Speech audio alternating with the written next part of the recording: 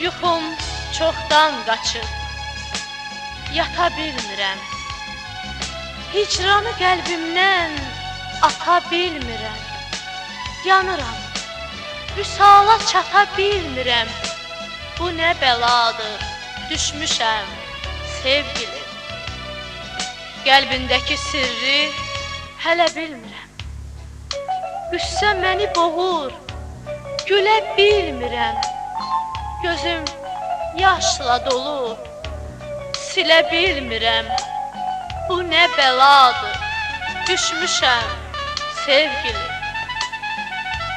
Özgə bir gözələ baxa bilmirəm. Su olub hər yana axa bilmirəm.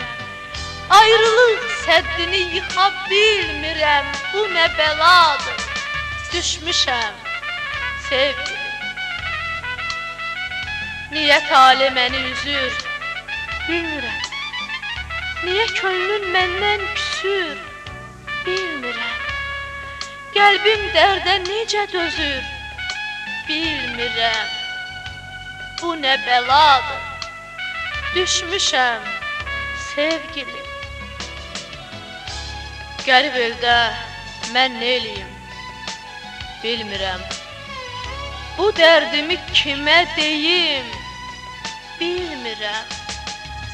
Gedib nəyim, qalıb nəyim, bilmirəm. Bu nə bəladır, düşmüşəm sevgilim. Həyatda qismətim nədir, bilmirəm. Niyə ömrüm ah nalədir, bilmirəm. Yoxsa dünya bir bəladır, bilmirəm. Bu nə bəladır, düşmüşəm sevgilim.